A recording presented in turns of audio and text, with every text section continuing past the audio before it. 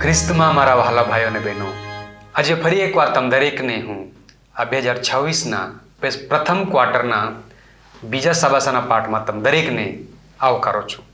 હું પાસ્ટર રવિન્દ્ર ગામિત આજે ફરીથી આજના આ સાબાસાના પાઠમાં તમને આવકારું છું. અને આજના આ સાબાસાના પાઠની અંદર આજે આપણને આજના સાબાસાના પાઠના જ્ઞાનને વધારો કરવા માટે આપણી સાથે ફરીવાર મહેમાનો જોડાયા છે.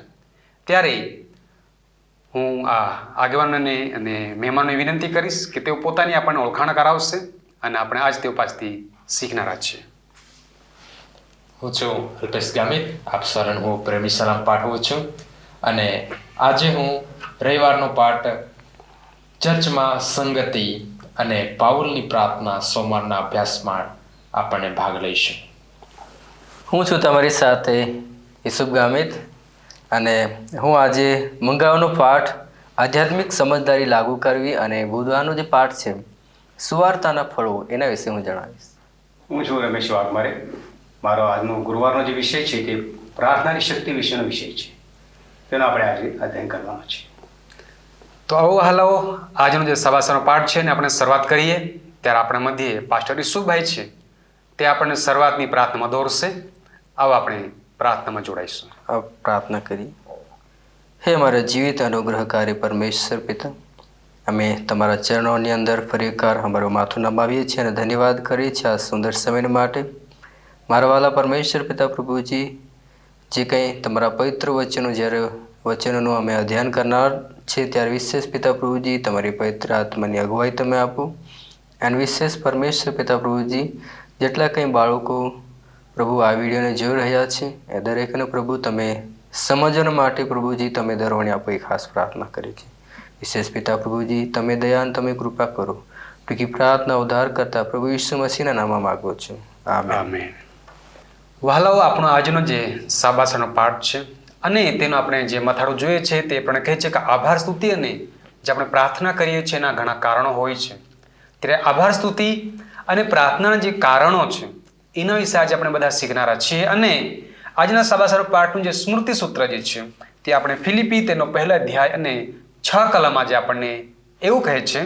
તે કહે છે કે જેણે તમારા સારા કામનો આરંભ કર્યો તે ઈસુ ખ્રિસ્તના દહાડા સુધી તેને સંપૂર્ણ કરતા જશે એવો મને ભરોસો છે. આજનું જે સ્મૃતિ સૂત્ર પરથી આપણે જાણી શકીએ છીએ કે દેવનું વચન આપણા પર એ પ્રમાણે ભરોસો દાખવવાનું કહે છે કે આપણે દેવનું કાર્ય છે એને સંપૂર્ણતા સુધી પૂર્ણ કરીશું. અહીં વિશેષ પાઉલ પ્રેરિત છે, એ પોતે પત્ર લખે છે, ઘણા જેલમાં લખે છે, ઘણા પોતાના ઘરમાંથી લખે છે. તો અહીં જે પત્રો લખે છે ત્યારે જે સંદેશ વાહકો છે એ લોકોને પણ શુભેચ્છા પાઠવે છે કે મને આશા છે કે તમે જે કાર્યો લઈને જઈ રહ્યા છો, કે જે કાર્ય મારું છે એને તમે સાથ આપી રહ્યા છો ને તેને પૂર્ણ કરતાના કાર્ય કરતા તમે છો. ત્યારે હું તમારો પણ આભાર માનીશ કે તમે એ કાર્યને સંપૂર્ણ કરવા તરફ જશો અને એના માટે હું આભાર માનીશ. અને જેથી કરીને સાથે કહે છે કે દેવની આભાર સ્તુતિ કરવાના કારણો કે દેવે ઘણા બધા આશીર્વાદ આપણી માટે રાખી મૂક્યા છે કે જેને લઈને એ પ્રાપ્ત કરીને આપણે દેવનો આભાર માની શકીશું અને દેવનું કાર્ય સંપૂર્ણ થાય એના માટે આપણે પ્રાર્થના કરવાની છે. એટલું જ નહીં, ઘણા બધા કારણો છે જે આજ આપણે એમના મુખ્ય કારણો આપણે આપણા મહેમાનો થકી આપણે શીખવા માટે જઈશું. અને પાઉલ એની સાથે એક ઊંડાણભર્યા કારણોને ઊંડાણભર્યા અનુભવ સાથે આપણને એ કહે છે કે દેવને આપણે આભાર સ્તુતિ શા માટે કરવી જોઈએ અને સાથે દેવની આપણે પ્રાર્થના શા માટે કરવી જોઈએ. આભાર સ્તુતિના તેમજ પ્રાર્થનાના ઘણા બધા કારણો જે છે તે પ્રભુ આપણને આજે આપે છે. અને આપણે વિશેષ એ કારણો બીજા લોકોને ઉન્નતિને માટે મદદ થશે, બીજાને વિશ્વાસમાં મદદ થશે, બીજાને પણ એ દેવનો આભાર માનવા મદદ થશે, બીજાને પ્રાર્થના કરવા મદદ થશે અને એ પ્રાર્થનાઓને એ ઉન્નતિ બીજાઓને ખ્રિસ્ત પાસે લાવવા મદદ થશે. તો આવો આપણે આજે દરેક જણ એ વચનોમાં જોડાઈએ અને આપણા મહેમાનો છે એ લોકોને હું વિનંતી કરીશ કે આગળનો જે એનો પાઠનો જે અંદરનો ભાગ છે તેનામાં આપણે દોરવણી આપશે ત્યારે આપણે ધ્યાનપૂર્વક તેને મનન કરીશું. આવો આપણે રવિવારના પાઠની અંદર જઈશું. ત્યાં કહે છે કે સુવાર્તામાં સંગત, અથવા તો આપણે કહી શકીએ કે મંડળીમાં એક સંગત અને એ પણ સુવાર્તામાં સંગત જરૂરી છે. આપણે જાણીએ છીએ કે ફિલિપીઓનો જે પત્ર લખવામાં આવ્યો છે એ જેલની અંદર લખવામાં આવ્યો છે. કે પાઉલ છે એ જેલમાં હોવા છતાં પણ ફિલિપીઓને સંબોધીને એક પત્ર લખે છે. તો અહીં શા માટે એ લોકોને એક પ્રેમનો અને એક આશા ભરેલું પત્ર લખે છે? તો એ પાછળનું કારણ છે. અહીં કેટલીક બાબતો છે આજે આપણે અભ્યાસમાં જોઈશું. તો કહે છે કે પાઉલે છે આ ફિલિપીની મંડળીની સ્થાપના કરી હતી, અને આમ આ એક ફક્ત ફિલિપીઓને નહીં પરંતુ આજે પણ આપણા માટે પણ એ પત્ર લખી રહ્યા છે. એ જ પત્ર આજે આપણને પણ લાગુ પડે છે. એટલે કે જે ખ્રિસ્ત સંગતની હૂંફ જોઈએ છે, આપણને ક્યારેક એવી પરિસ્થિતિમાં હોઈએ છે કે આપણને હૂંફની જરૂર હોય છે, આપણે એવા નિરાશ હોઈએ છીએ કે ક્યારેક એવી ભાવનાની અંદર હોઈએ છીએ કે જ્યારે આપણે ખ્રિસ્તની હૂંફની જરૂર હોય છે, ત્યારે આ પત્ર આપણે ખાસ કરીને આપણને જણાવે છે કે કેવી રીતના પાઉલે છે એ ફિલિપીઓને હૂંફ માટે કેવી રીતના લખ્યું. અહીં જોઈએ છે કે સેંકડો એટલે કે ઘણા દૂર જેલની અંદર હોવા છતાં છે પાઉલ એક સાંકોળથી જડાયેલો, સાંકોળથી ભેરવાયેલો એક કેદની અંદર, જેલની અંદર, ત્યાં પણ છે મંડળીઓ માટે પત્ર લખે છે. એ લોકોના સભ્યને માટે એક હૃદયમાં પ્રેમની ઝંખના રાખીને પ્રાર્થના કરે છે કે એ ઈસુ ખ્રિસ્તની કરુણાની ઝંખના શોધે છે, કે એ લોકો પર દેવની કરુણા થાય એ માટે એ લખે છે. ફિલિપ્પીઓના 1 અધ્યાય અને 8મી કલમ એ આપણને જણાવે છે. ત્યાર પછી જોઈએ છે કે એક બાબત અહીં લખવામાં આવી છે કે આ કેવી રીતના કે મુખ્ય યાજક છે એને અહીં લખવામાં આવ્યું છે. મુખ્ય યાજકના છાતી પર છે એક 12 ઇઝરાયલના કોળોના એક જે પ્લેટો હતી એ લખવા 12 પથ્થરો પર લખવામાં આવતો હતો, અને એવી રીતના છે એ યાજક છે એના છાતી પર છે એ નામો લખતા. અને એ દરમિયાનગીરી લોકો માટે તેમની દરમિયાનગીરી કરતા હોવાથી લોકો તેમના હૃદય પર હતા. અને એ યાજક છે એ મંદિરમાં જતો અને મહાયાજક એ લઈને મંદિરની અંદર જતો. તો આ સગળી બાબતો એ દર્શાવે છે કે એવી રીતના છે એ મહાયાજક આજે આપણા માટે ઈસુ ખ્રિસ્ત છે, અને એ સ્વર્ગીય પવિત્ર સ્થાનની અંદર પ્રવેશ્યા છે. એ આજે આપણા નામો લખીને એ પિતા સમક્ષ છે એ આપણા નામો લઈને ગયા છે.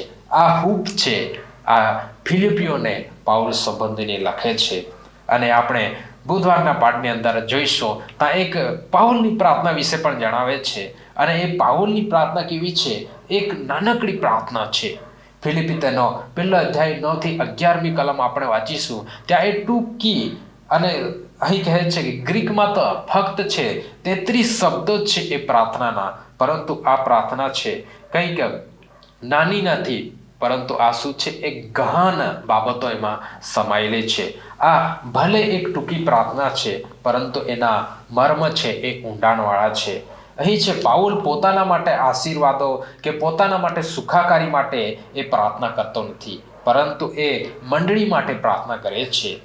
એને અહીં કહે છે કે પ્રાર્થનાના કેટલાક વ્યક્તિ જે તત્વ છે એને આપણે જોઈશું તો જોવા મળે છે કે પાઉલ છે એ મંડળીઓ માટે, એ વિશ્વાસુ લોકો માટે, એ પ્રેમ માટે, દેવની કરુણા માટે પ્રાર્થના કરે છે કે એ લોકોને વધુ ને વધુ ભરપૂર પ્રેમ મળવો જોઈએ.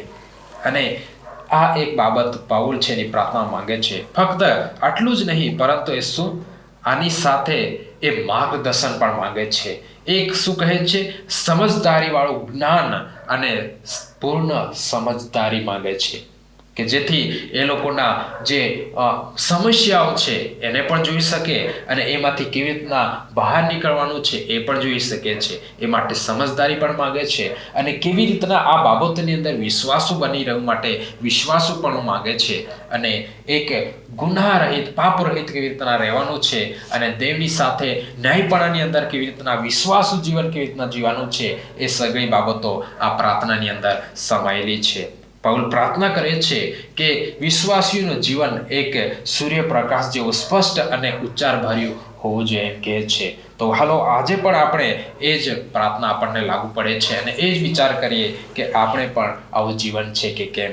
અહીં કહે છે કે પાઉલ વિશ્વાસીઓ માટે છે પવિત્ર જીવનની શક્તિ માટે પ્રાર્થના કરે છે, અને એ યાદ અપાવે છે કે પવિત્ર જીવન એ આપણાથી શક્ય નથી, પરંતુ આપણે જ્યારે પવિત્ર આત્માની સાથે વિશ્વાસપણાથી આજ્ઞાપણાથી દેવની અંદર વિશ્વાસ કરીશું, શ્રી કૃષ્ણ વિશ્વાસ કરીશું, ત્યારે એ જે પવિત્ર આત્માનું ફળ આપણાથી બનશે એ દ્વારા શક્ય છે. એટલા માટે આપણો પ્રેમ સતત વધતો રહેશે. મંડળીની અંદર આપણો પ્રેમ અને સંગતિ છે, વિશ્વાસ છે, આ દેવના બીજા આગમન સુધી વધતું રહેવું જોઈએ. અને આજના પાઠનો મર્મ છે. આમેન. તો હાલો આપણે સુંદર તે પાસ્ટર અલ્પેશભાઈના માધ્યમથી સુંદર બાબતો શીખ્યા છે, અને તે બાબતોમાં જે સુવાર્તાની અંદર સુસંગતતા અને પાઉલની જે પ્રાર્થનાની વિનંતીઓ જે છે તે આપણે જોવા મળે છે કે એની પાછળ જે કારણો જે છે ઘણા બધા જે છે તે આપણે જાણી શક્યા છે. અને એના માટે પ્રાર્થનાના ઘણા બધા કારણો છે જે લઈને આપણે પ્રાર્થના કરી શકીએ છીએ, વિનંતીઓ કરી શકીએ છીએ, અને એ પ્રાર્થના એક દેવની સુવાર્તા અંદર સુસંગત થઈ શકે છે. એના માટે આપણે દેવનો આભાર પણ માનવાનો છે. તો આવો આપણે હવે આગલા ભાગોમાં વધીશું. આપણે જે પાસ્ટર ઈસુભાઈ છે તે આગલા ભાગની અંદર આપણને દોરી જશે. સારો, આ સમયે આપણે મંગળવાનો પાઠ જે છે કે આધ્યાત્મિક સમજદારી લાગુ કરવી. આપણે ફિલિપી તેનો 1 અધ્યાય અને 12 કલમની અંદર આપણને મળે છે કે જ્યારે પાઉલ જે છે એ જેલની અંદર હતો અને ફિલિપીઓને એ પત્ર લખે છે. એ કહે છે કે જે દુઃખો પડ્યા તે સુવાર્તાને વિઘ્નરૂપ થવાને બદલે તેના પ્રસાર થવામાં સહાયભૂત થયા, એ તમે જાણો એ હું ઈચ્છું છું. અહીં જ્યારે પાઉલ પ્રેરિત જે છે એ જેલની અંદર છે અને એ પત્ર લખે છે ફિલિપીઓને, અને ત્યારે તેમ છતાં પણ પાઉલને એક જ્યારે કેદમાં છે એ કેવી રીતે પોતાને દર્શાવે છે, આધ્યાત્મિક કે સમજદારી કેવી રીતે લાગુ કરે છે. આપણે જ્યાં જોનાર છે કે તે પોતે કેટલા કઠણ સંજોગોમાં હોવા છતાં પણ એ આધ્યાત્મિક રીતે કેવી રીતે તૈયાર છે એ બાબતે આપણે જોવા મળે છે. પણ જ્યારે એ પત્રો જે છે ફિલિપીઓને મળે છે, ફિલિપીઓને જ્યારે પાઉલની કેદની વાત તેઓ સાંભળે છે ત્યારે અત્યંત દુઃખ થાય છે તેઓને.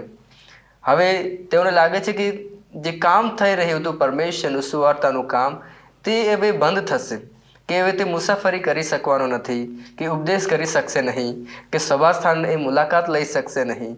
પરંતુ પાઉલ પ્રેરિત જે છે અહીં 1 અધ્યાય 12 કલમની અંદર આપણને કહે છે કે જે વિઘ્ન આવ્યા છે, જે અડચણો આવ્યા છે, પણ એ સહાયભૂત થયા છે, એ તમે જાણો એ માટે હું એ ઈચ્છું છું. એ પાઉલ પ્રેરિત જે છે એ ફિલિપીઓને લખીને જણાવે છે. અહીં જ્યારે આ વાત તેઓને મળે છે ત્યારે શું કરે છે કે ફિલિપીઓએ એપોફ્રોદિતને પ્રેરિતની સ્થિતિની ખાતરી કરવા માટે તેઓ તેને પ્રોત્સાહિત કરે છે અને તેઓને મોકલે છે. અહીં આ પાઠમાંથી આપણને જોનાર છે કે તેઓ એવા કઠણ સંજોગોની અંદર પણ આધ્યાત્મિક બાબતની અંદર કે આધ્યાત્મિક સમજદારી કેવી રીતે લાગુ કરતા હતા તે યાદ જોઈએ આપણે કે મુશ્કેલ પરિસ્થિતિ કેટલી પણ હોય તો પણ તેઓ વિશ્વાસ જે એ પરમેશ્વર પર જે એ રાખ્યો હતો, અને એ જોઈ છે કે પરમેશ્વરની યોજનાની અંદર જે છે એ પૂરી થવું છે. અહીં આપણે ઘણા મનુષ્ય કે આપણે હરેક બાબતની અંદર જોવા જઈએ તો ઘણીવાર આપણે કે વિશ્વાસુ ના હોઈએ તો આપણે વિશ્વાસની અંદર ના હોય તો આપણે વિશ્વાસમાંથી ભટકી જતા હોય કે, પરંતુ અહીં પાઉલ વિશે આપણે જ્યારે જોઈએ છે એ પાઉલ કેદમાં છે, એ જેલમાં છે, પણ છતાં પણ એને એક અવસર તરીકે જોઈએ છે. તેમણે ફરિયાદ ના કરી, તે હતાશ ના થયો, અને પરંતુ તેણે પોતાની કેદની સુવાર્તા, કેદમાં રહીને પણ સુવાર્તા શું કરે છે, પ્રસાર કરવા માટે એ અવસર એ ઢૂંઢે છે. અને તેણે ફિલિપને સમજાવ્યું કે સમસ્યાઓ જે છે એ રસ્તા બંધ કરતી નથી, પરંતુ ઈશ્વરની ઈચ્છા કે ઈશ્વરની યોજના પૂર્ણ થવા માટે નવા દરવાજા શું કરે છે, ખોલી આપે છે. અહીં જ્યારે આપણા પર મુશ્કેલીઓ આવે છે ત્યારે આપણે તૂટી જતા હોઈએ છીએ.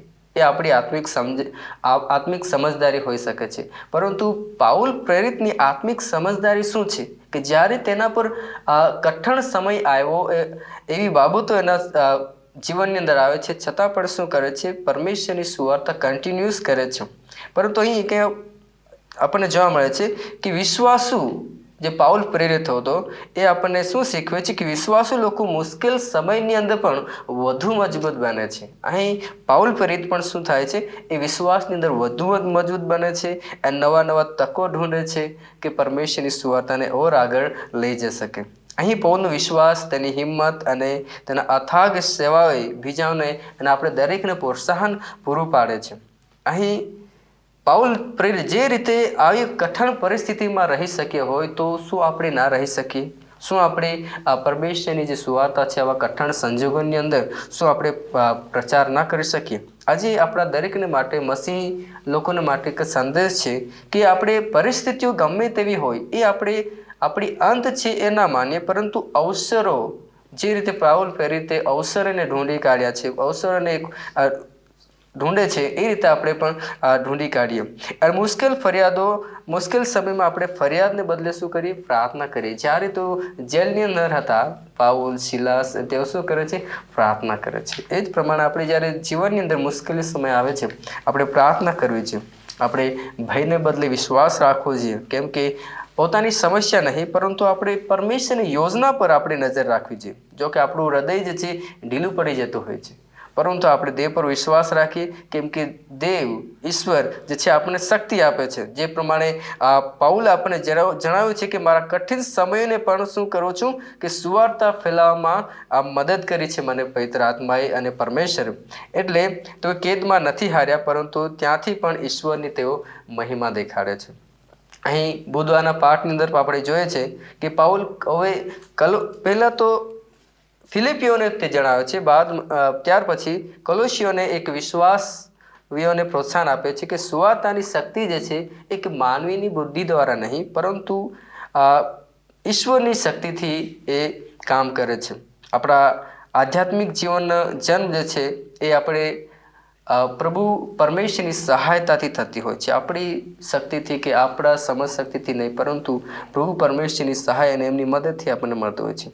અહીં બુધવારના પાઠમાંથી જે સુવાર્તાના ફળો જે છે એમાંથી આપણને શીખવા મળે છે કે પાઉલ જે છે અહીં 3 ગુણોની વાત કરે છે. 1 કોરિન્થી તેનો 13 અધ્યાય અને 13 કલમની અંદર આપણે એ બાબતો આપણને મળી શકે છે કે પહેલી બાબત છે કે વિશ્વાસ, પરમેશ્વર પર અને ઈસુ ખ્રિસ્ત પરનો ભરોસો આપણે જે કરવાનો છે. એ 3 બાબતો અહીં જણાવે છે કે વિશ્વાસ છે, બીજો પ્રેમ છે અને ત્રીજી બાબત છે એક આશા છે. કે બધા જ વિશ્વાસીઓ માટે એક સાચો અને નિષ્ઠાપૂર્વકનો પ્રેમ.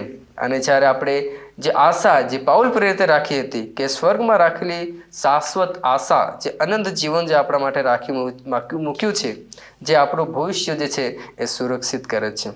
વહાલાઓ, જે રીતે આપણે મંગળવારનો પાઠ અને બુધવારનો પાઠનું સંક્ષેપની અંદર કહીએ તો સુવાર્તા જીવંત અને શક્તિશાળી છે, કારણ કે એ જીવનના શબ્દો છે અને પ્રભુ ઈસુ ખ્રિસ્ત એ આપણને આપ્યું છે. અને સુવાર્તા આખા જગતમાં ફેલાઈ ગઈ હતી. જે પ્રમાણે પ્રભુ ઈસુ ખ્રિસ્ત મૃત્યુ બાદ તુરંત કેટલા સમયની અંદર આપણે જોઈએ છે, જે પ્રમાણે આપણે આગલા પાઠોની અંદર જોયા છે કે સુવાર્તા જે પાઉલ પ્રેરિતે ઈસવીસન 60 અને 62ની અંદર જે શરૂઆત કરી, પત્ર લખવાની શરૂઆત કરી, ત્યારની અંદર કેટલી જગતની અંદર સુવાર્તા ફેલાઈ ગઈ હતી. તો સુવાર્તા ફેલાવવાનું જે કામ છે એ પવિત્ર આત્માનું છે અને એ આપણને મદદ કરે છે. આમેન. તો વહાલાઓ, અહીં આપણે સુંદર તે પાસ્ટર ઈસુના માધ્યમથી જોઈ ગયા છે કે આધ્યાત્મિક સમજદારી તેઓ લાગુ કરી જ્યારે તેઓના સુવાર્તાની દરમિયાનમાં મુશ્કેલીઓ આવી, અને જ્યારે યોગ્ય સમજદારી સાથે આગળ વધ્યા ત્યારે એ સમજદારીથી ઘણું બધું ફળ એ લોકોને મળ્યું. અને એનાથી ઘણી સુવાર્તા દબાવવાને બદલે ઘણી એક એવી ઉછળી કે ઘણા વિસ્તારોમાં જેની સુવાર્તા પ્રગટ થાય છે અને ઘણા વિશ્વાસુ લોકો ખ્રિસ્તને ઓળખી લે છે. એના માટે આપણે દેવનો આભાર માનીએ કે પાઉલે સમજદારીથી ઘણી સુવાર્તા આગળ વધાવી છે. હવે આગલા ભાગમાં વધીશું. આપણે તે પાસ્ટર વડીલ રમેશભાઈ છે, તે આપણને આગળના ભાગની અંદર પ્રકાશ પાડશે. સર, આપણે ગુરુવારના પાઠનો અધ્યયન કરીશું અને તેનો વિષય છે પ્રાર્થનાની શક્તિ. તો જેમ કે આપણે અત્યારે જ પાસ્ટર યુસુફ એમણે જણાવ્યું કે જે આધ્યાત્મિક સમજદારીની આપણને જરૂર છે એ આપણે લાગુ કરવી જોઈએ. આધ્યાત્મિક સમજદારીમાં આપણે આરાધના કોની કરવી, આરાધના કેવી કરવી, એક સમજદારી એક આધ્યાત્મિક રીતે હોવી જોઈએ. બીજું કે આપણી જે પ્રાર્થના છે તે પ્રાર્થનામાં શક્તિ છે અને પ્રાર્થનાની શક્તિ એ કેવી રીતે આપણામાં કાર્ય કરે છે તેનું અને કેમ આ આભાર સ્તુતિ અને પ્રાર્થના કરવી જોઈએ તેના કારણો શું છે તે આપણે જોઈ રહ્યા છીએ. ત્યારે પાઉલ આપણને આ પ્રાર્થનામાં વિશિષ્ટ વિનંતીઓ આપણને જોવા મળે છે. તે વિનંતી જોવા મળે છે કે પ્રાર્થના તમે આધ્યાત્મિક સમજણ અને બુદ્ધિમાં દેવની ઈચ્છાને જ્ઞાનથી ભરપૂર થાઓ, એવી તે પ્રાર્થના કરે છે. એટલે કે પાઉલે દેવની ઈચ્છાને જ્ઞાન અને આધ્યાત્મિક સમજ તરીકે વર્ણવી છે. તો સૌપ્રથમ વિશ્વાસ કરવાથી ડહાપણ આવે છે અને દેવ સંપૂર્ણ રીતે તેમની ઈચ્છા પ્રગટ કરવા તૈયાર છે. તો પોતાની જ આપણે અક્કલ પર આધાર ન રાખવો જોઈએ. દેવ પર ભરોસો રાખીને જ આપણે પ્રાર્થના કરવી જોઈએ, આરાધના કરવી જોઈએ. આપણા પોતાના બુદ્ધિથી, આપણા પોતાના વિચારોથી કે કોઈ કરે છે તેથી આપણે આરાધના કરવી ન જોઈએ. પણ બાઇબલ જે આપણને શીખવે છે, બાઇબલ જે આપણને જણાવે છે, દાખલા તરીકે આપણને પ્રકટીકરણનો પુસ્તક તેનો 19મો અધ્યાય 10 વચનમાં ત્યાં કહેવામાં આવે છે કે દેવની આરાધના દેવ સિવાય બીજાની કોઈને આરાધના કરવી ન જોઈએ. એટલે કે ત્યાં પણ આપણે 10 વચનમાં કહેવામાં આવે છે, પ્રકટીકરણ 19:10માં તમે વાંચશો તો ત્યાં જોવા મળે છે કે આપણે કોઈને પગે ના પડવું, કોઈને કોઈ બીજા કોઈની એવી રીતે આરાધના ન કરવી જોઈએ કે તેનું બીજાનું કોઈનું નામ આવી જાય. દેવ સિવાય કોઈની પર આરાધના નહીં કરાય. બીજી બાબત કે પ્રકટીકરણ 12:17 પ્રમાણે જેવો દેવની આજ્ઞા પાળે છે અને ઈશ્વરની સાક્ષીને વળગી રહે છે, એવા જ ખરા વિશ્વાસુ છે કે જેમને શૈતાન આજે એક પરીક્ષણમાં નાખી રહ્યા છે. શૈતાન પરીક્ષણમાં નાખે છે અને આવા પરીક્ષણમાં અમે ન આવીએ તે માટે કારણો, પ્રાર્થનાની શક્તિના કારણો પાઉલ ત્યાં જણાવે છે કે એક જે કારણ છે, પહેલું કારણ છે કે ડહાપણ સૌથી મહત્વપૂર્ણ એક સ્ત્રોત છે. બાઇબલ જણાવે છે કે 119 અધ્યાય વિશાસ્ત્ર અને તેની 105મી કલમ કહે છે કે મારા પગોને સારું તારું વચન દીવાનું છે. એ બાબત આપણે વચન આપણા પગને સારું દીવાનો હોવાથી આપણે તે પ્રમાણે જ ચાલવું જોઈએ. બીજી બાબત કે દેવે આપણને ભવિષ્યવાણીના ભાવના દ્વારા છેલ્લા દિવસો માટે વિશેષ શાણપણ આપ્યું છે. જેમ મેં તમને હમણાં કહ્યું કે કયું શાણપણ? જેવો દેવની આજ્ઞા આપણે પાળીએ, જેમ દેવની આજ્ઞા આપણે પાળીએ અને તે વિશ્વાસ સાક્ષીને આપણે વળગી રહીએ. બીજી બાબત મેં તમને કહ્યું પ્રકટીકરણ 19:10 કે દેવ સિવાય કોઈને પણ આરાધના કરવી નહીં કે કોઈ વ્યક્તિને પણ આપણે પગે પડવું નહીં. તો ત્રીજું કારણ અમે જોઈ રહ્યા છીએ કે પ્રભુની ઈચ્છા અને ભવિષ્યવાણીના સંજોગો દ્વારા એ પણ જાણી શકાય છે કે પ્રાર્થના દ્વારા જે દરવાજા તમારા બંધ થાય છે તે પ્રાર્થના દ્વારા દરવાજા ઉગાડી શકાય છે. આરાધના દ્વારા જેલના કે સંકટ પરીક્ષાના દરવાજા ઉગાડી શકાય છે. અને પ્રકાશિત પ્રેરિતોના કૃત્યોનું પુસ્તક તેનો 16મા અધ્યાય 25 વચનમાં કહેવામાં આવે છે કે જ્યારે પાઉલ અને સિલાસ જેલમાં હતા તેઓ દેવની આરાધના કરતા હતા, પ્રાર્થના કરતા હતા, સ્તુતિ કરતા હતા, ત્યારે તેમના જેલના જે કંઈ દરવાજા હતા તે દરવાજા ખુલી ગયા છે. દેવે તેમના માટે કેવો ચમત્કાર કર્યો છે. આ એક ઉદાહરણ આપણા માટે મોટું સરસ છે. તો એક બીજું કે ચોથો જે વિષય છે પાઉલ આપણે જણાવે છે કે એકવાર આપણે તેના અવાજ ઓળખવાનું શીખીએ, એટલે કે પવિત્ર આત્મા આપણને માર્ગદર્શન આપે છે. જે યશાયાનું પુસ્તક 30મો અધ્યાય અને 21 વચનમાં કહે છે કે જ્યારે તમે જમણી તરફ કે ડાબી તરફ ફરો ત્યારે તમારા કાનો તમારી પાછવાડેથી એવી વાત આવતી સાંભળશે કે આ માર્ગ છે ને તમે તે પ્રમાણે તમે ચાલો. તો આવી રીતે અમે પાઉલે કલેસીઓના લોકો માટે પણ પ્રાર્થના કરી કે દેવ વિશેષ વિષયના જ્ઞાનમાં તમે વધતા જાઓ. આ એક તેમણે પ્રાર્થના કરી છે. તો આવી રીતે પાઉલ પ્રાર્થના કરે છે તેમના જીવન પ્રભુને સંપૂર્ણ આનંદદાયક હોઈ શકે અને પછી તે કરવાની ઘણી રીતોની સૂચિ આપે છે. એટલે આપણું સંપૂર્ણ જીવન પ્રાર્થના થકી અને આનંદમય જીવન થકી પણ આપણે પ્રભુની સ્વાર્થતા, પ્રભુના કાર્ય આપણે કરી શકીએ છીએ. તો દરેક સારા કામમાં ફળદાયી આપણે બનવાનું છે. દરેક સારા કામ પછી દેવના જ્ઞાનમાં વધતા જાઓ અને છેવટે તેમની ઉપકાર સ્તુતિ કરવાનું કહે છે. કલેસીઓના પત્રમાં 1 અધ્યાય 12 વચનમાં એ કહે છે કે ત્યાં અને દેવ બાપ જેણે આપણને પ્રકાશમાંના સંતોના વારસાના ભાગીદાર થવાની યોગ્ય કર્યા છે તેની આભાર સ્તુતિ કરો. આપણે ધન્યવાદ આપ્યો પ્રભુને કે તેણે આપણને એક વારસદાર બનાવ્યા છે. અને એ જ કારણ છે આપણા પ્રાર્થનાની શક્તિ દ્વારા, આપણા આરાધના દ્વારા આપણાને અનંત જીવનનો વારસો આપણને મળી શકે છે. અને તે વારસો આપણને જ મળી શકે એવી પ્રાર્થના પણ નહીં, પણ બીજાને તે વારસો આપણે બતાવીએ, તે માર્ગ અમે બતાવીએ પ્રાર્થના થકી, અને તેઓને પણ આ પ્રાર્થનામાં અને આ આભાર સ્તુતિઓના ભાગીદાર બનાવે, એ જ આજના પાઠનો સાર છે. આમેન. સારું, હાલ આપણે સુંદર તહીં પાસ્ટર રમેશભાઈના માધ્યમથી સુંદર બાબતો આપણે શીખી ગયા છે કે પ્રાર્થના અંદર પણ શક્તિ રહેલી છે, અને આપણે જોઈએ છીએ કે પ્રાર્થનાની શક્તિઓથી એક વિશેષ પ્રભુ કાર્ય કરે છે. માટે આપણે દેવની સ્તુતિ કરી શકીએ છીએ, અને પ્રાર્થનાની શક્તિથી આપણે ઘણું બધું પામી શકીએ છીએ, અને સુવાર્તા ઘણી બધી વિસ્તારિત થઈ શકે છે. તો આ બાબતે વિશેષ દેવનો આભાર માનીએ.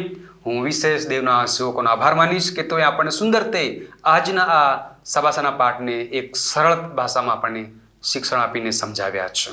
એ જ રીતે હું દરેક શ્રોતા અને જોનાર મિત્રગણનો આભાર માનીશ કે તમે હમણાં સુધી આ વિડીયોને જોઈ રહ્યા છો. ત્યારે હું દરેકનો વિશેષ આભાર માનું છું, અને એમની સાથે તમને વિનંતી કરીશ કે તમે આ વિડીયોને લાઈક કરો, આ વિડીયોને તમે તમારા મિત્ર મંડળ, સગા સંબંધીઓમાં તમે એને શેર કરો, મોકલો. એમની સાથે આ જે વિડીયોનો આ જે ચેનલ છે એને તમે સબસ્ક્રાઈબ કરો, અને બેલ આઇકન છે એને દબાવો, જેથી કરીને નવા જે વિડીયો આવશે તેને તમે મળી શકશે. એમની સાથે જો તમારી કોઈ વિનંતી છે, તમારી સૂચના છે, તો તમે કોમેન્ટ બોક્સમાં લખી શકો છો. અમે તમારા માટે પ્રાર્થના કરીશું, અને સાથે તમારો કોઈ પ્રશ્ન હશે એનો જવાબ અમે તમને આપીશું. પણ તમે વધુ માહિતી જાણવા માગો છો તો તમે અમને લખી શકો છો digitalwiu@gmail.com. એના પર તમે અમને મેલ લખીને મોકલી શકો છો. અમે તમારી સાથે સંપર્ક કરીશું અને તમારી સામે વાતચીતમાં બનીશું. ફરી એકવાર હું વિશેષ દેવનો આભાર માનીશ કે આપણે સગળા આ સમય દરમિયાન અહીં એકત્ર થઈને દેવનો મહિમા કરી રહ્યા છીએ. ત્યારે આવો આ સબાસાને પાઠને પૂર્ણ કરવા માટે આપણે પ્રાર્થનામાં જોડાઈશું. હું આ સમય દરમિયાન પાસ્ટર વડી રમેશભાઈને વિનંતી કરીશ તે આપણને છેવટની પ્રાર્થનામાં દોરશે. સારું, આપણે પ્રાર્થના કરીએ. કૃપાળુ પ્રભુ ઈશુ, ફરી એકવાર અમે તમારો ઘણો આભાર માનીએ છીએ કે આજે જે સભાશાળાનું અધ્યયન અમે કર્યું છે, આ સભાશાળાના અધ્યયન પર તમે વિશેષ આશીર્વાદ આપો, અને જેઓ સમજ્યા છે, જેઓએ જ્ઞાન પ્રગટ કર્યું છે, જેઓને વચનો મળ્યા છે, અને જે અમે આજે શીખ્યા છે પ્રાર્થના અને આભાર સ્તુતિના શું કારણો છે, તે માટે પ્રભુ અમને જે ધોરણે આપી છે અમે તમારો આભાર માનીએ છીએ. એવી રીતે અમારું જીવન એવી રીતે બનાવો કે અમે તમને જ તમારી જ આજ્ઞા પાડીએ, તમને તમારા પર વિશ્વાસ કરીએ, અને પ્રભુ અમે તમારી જ આરાધના કરી શકીએ. તે માટે કૃપા કરો. બાકીનો સમય તમારા હાથમાં સોંપતા ટકે પ્રાર્થના સુન્ના માંગીએ છીએ. આમેન. તો હાલ વિશેષ દેવનો આભાર માનીએ, અને આ સમય દરમિયાન આપણે ફરીથી દેવ પિતાનો આભાર માનીએ, અને હવે આ સબાસાના પાઠને આપણે પૂર્ણ કરીશું. ત્યાં સુધી પ્રભુ તમ દરેકને દેવની કૃપા, દેવની દયામાં અને દેવની શાંતિમાં સૌને ધરી રાખશે. આમેન.